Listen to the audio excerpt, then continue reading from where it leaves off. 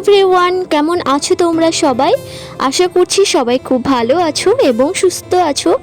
আমার স্বপ্ন চ্যানেলে তোমাদের প্রত্যেককে স্বাগত জানিয়ে আজ একটা নতুন ভিডিও শুরু করছি। আজ নতুন বছরের শুভক্ষণে তোমাদের সবাইকে জানাই শুভ নববর্ষের অনেক অনেক শুভেচ্ছা। তোমরা সবাই ভালো থেকো, সুস্থ থেকো, আর আগামী বছরটা তোমাদের জন্য খুব ভালো কাটে সেই কামনাই করি। আমার চ্যানেলে আমি ফার্স্ট ডেইলি ভ্লগ দেওয়া স্টার্ট করছি, জানি না কতদূর কি করতে পারবো। যদি তোমরা ভিডিও দেখে আমাকে উৎসাহ দাও, মোটিভেট করো, অবশ্যই আমি এই ধরনের ভিডিও দেওয়ার চেষ্টা করব।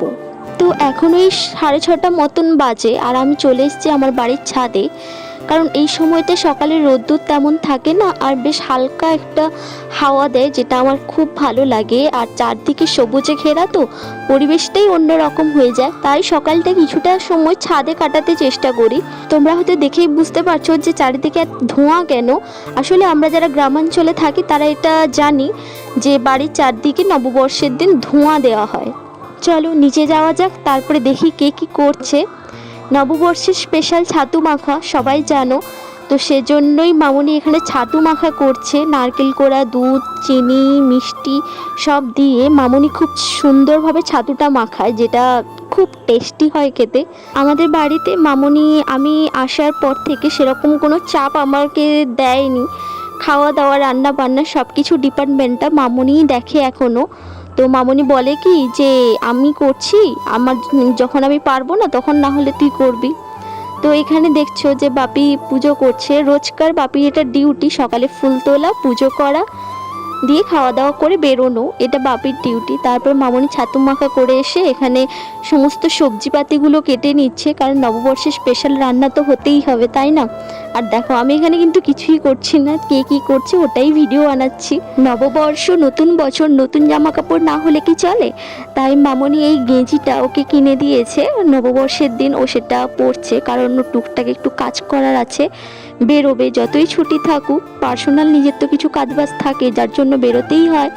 তাই ও বেরোবে, ও রেডি হয়ে নিচ্ছে। কোথাও বেরোনোর সময় ওর হয় কি যে সমস্ত কিছু লেট করে করবে, আর খাওয়ার সময় ওর যত তাড়াহুড়ো, খাওয়ার টাইম হয় না ওর। নয় মামনি খাইয়ে দেয়, নয় আমি খাইয়ে দিই। আর যেদিন ওর হাতে সময় থাকে সেদিন ও একা খেয়ে নেয়, যেদিন খাওয়ার সময় থাকে না সেদিন ও আর্ধেক খাওয়ারটাই ছেড়ে চলে যায়। মামনি এখানে ওর আর আমার খাওয়ারটা একসঙ্গেই দিয়ে দিয়েছে। আর ছাতু মাখাটা যা হয়েছিল, উফ, সো টেস্টি। তো আমি ঝটপট খেয়ে নিচ্ছি আর ওকে তাড়াতাড়ি খাইয়ে দিচ্ছি, কারণ ওর লেট হয়ে যাচ্ছে তাই। তো চলো ভিডিওটা তোমরা কন্টিনিউ করো। আর তোমরা যদি আমার এই ভিডিওটা থেকে আমাকে উৎসাহ দাও, অবশ্যই আমি চেষ্টা করব এই ধরনের ভিডিও বানাতে।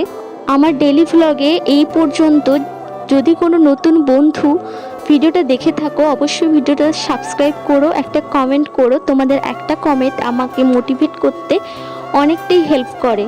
ইউটিউব প্ল্যাটফর্মে নিজস্ব একটা জায়গা তৈরি করতে তোমাদের হেল্প কিন্তু অনেকটা প্রয়োজন আমার।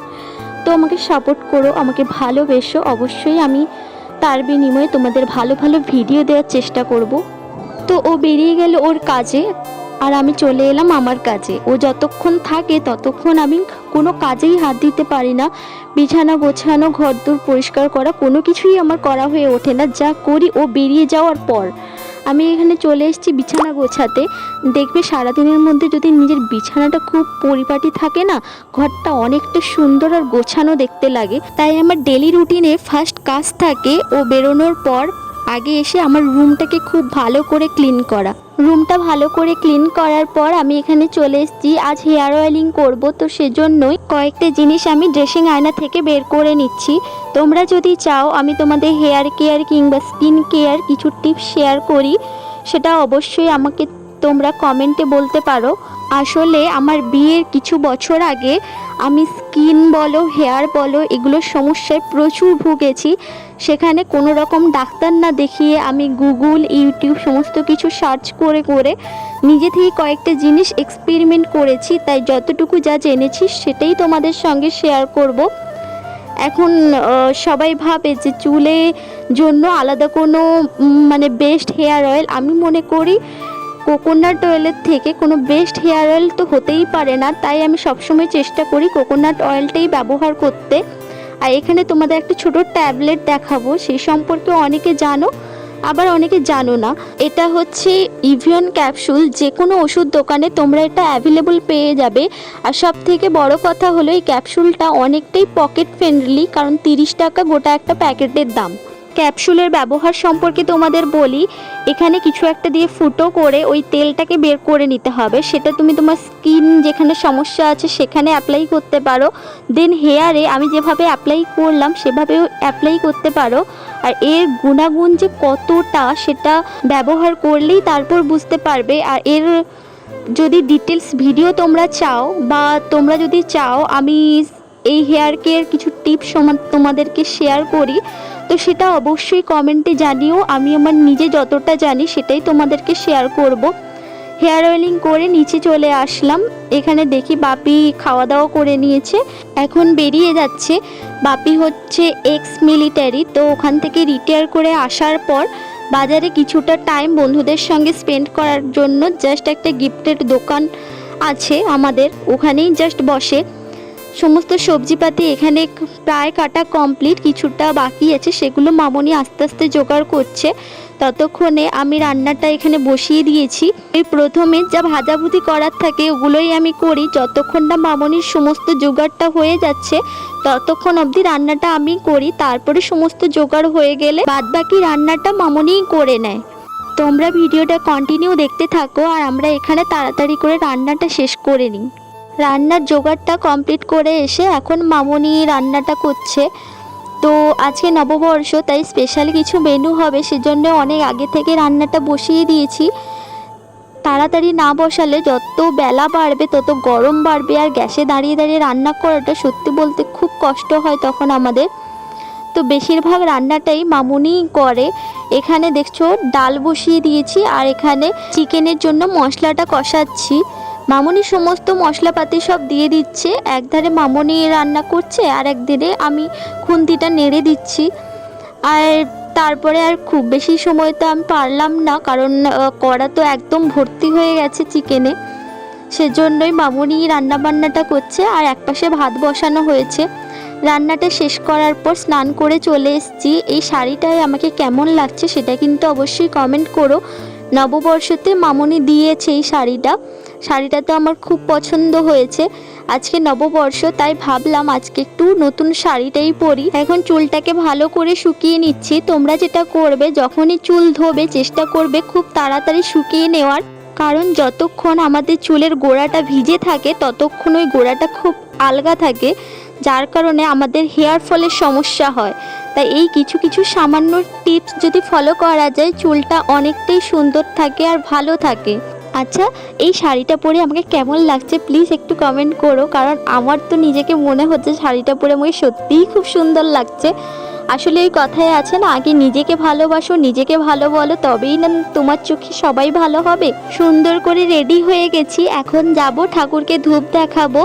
আমি আমার রুমের মধ্যে চেষ্টা করেছি ঠাকুর রাখতে।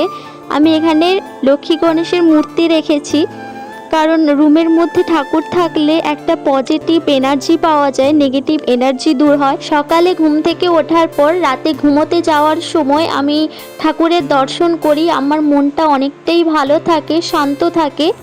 বাড়ির 3 তলায় মন্দির আছে, তো সেটা মামনি পুজো করে, আর মঞ্চ আছে সেখানে বাপি পুজো করে, আর সন্ধেটাও মামনি দেয়। সেই জন্য আমি আমার বেডরুমে ঠাকুর রেখেছি, ওখানেই ফুল ধূপ প্রদীপ এগুলোই দেখাই। আমার মনে হয় কি, সারাদিন যত যাই করি না কেন একটু ঠাকুরের দর্শন না করলে, ফুল ধূপ না দিলে যেন মনে হয় সারাদিনে কিছু একটা করা হলো না। আমি এটা করে অনেকটাই স্যাটিসফ্যাকশন ফিল করি। এটা আমার এক প্রকার মন ভালো করার কাজ, আমার মন অনেকটাই শান্ত হয়ে যায়। আমার মনে হচ্ছে কি শাড়িটা পরে আমাকে যেন খুব সুন্দর লাগছে, সেজন্যই ক্যামেরার সামনে একটু ওই ঢং করে নিলাম। জানি না কেন এটা করছি আমি। তো চলো তোমাদের আজকে মেনুটা দেখিয়ে দিই। দেখালাম স্যালাড আছে ওখানে, আর এখানে চাটনি, আর হচ্ছে কলা ভাজা আর কুমড়ো ভাজা একসঙ্গে রাখা আছে। এখানে শুক্তো, আর এখানে ডাল, আর হয়েছে চিকেন, যেটা এখনও গ্যাসে বসানো আছে। চলো তাড়াতাড়ি খাওয়ারটা শেষ করে নিই। আজ একসঙ্গে 4 জন খাবো, না হলে 4 জনের তো একসঙ্গে কখনোই খাওয়া হয় না, ছুটি ছাটা ছাড়া। খাওয়া দাওয়া শেষ করে প্রায় অনেকটা সময় পেরিয়ে গেল, তারপরে আমি তোমাদের কাছে আসলাম। এখন বাজে ওই বিকেল 5টা মতন। ছাদ থেকে রোদটা গড়িয়ে গেছে আর খুব মিষ্টি একটা হাওয়া দিচ্ছে। শাড়িটা আমি বেশিক্ষণ পরে থাকতে পারিনি, চেঞ্জ করে নিয়েছি কারণ এত গরম পড়েছিল। তারপর বিকেলের সময়টা আমার ছাদেই কাটে, ছাদে একটু ঘোরাঘুরি করি, ব্যাস সন্ধে হলে নিচে গিয়ে সন্ধে দেওয়ার ব্যাপার থাকে সেটা করি। তো চলো ভিডিওটা এখানেই আমি শেষ করব, আর বেশি কথা বলবো না। ভিডিওটা যদি কিছু ভালো লেগে থাকে অবশ্যই একটা লাইক, কমেন্ট, শেয়ার করো। তোমাদের একটা কমেন্ট তোমরা জানো না আমাকে কতটা মোটিভেট করে। আমার ভিডিও ভালো লাগলে অবশ্যই আমার চ্যানেলটাকে সাবস্ক্রাইব করে পাশে থাকা বেল অপশানটাই প্রেস করে অল অপশানটা অন করে রাখো, যাতে যখনই আমি কোনো ভিডিও আপলোড করব সঙ্গে সঙ্গে তার নোটিফিকেশান যেন তোমাদের কাছে চলে যায়। আজকের মতো এইটুকুই, দেখা হচ্ছে নেক্সট কোনো ভিডিওতে। ততক্ষণে সুস্থ থেকো, ভালো থেকো। আজকের মতো বাই।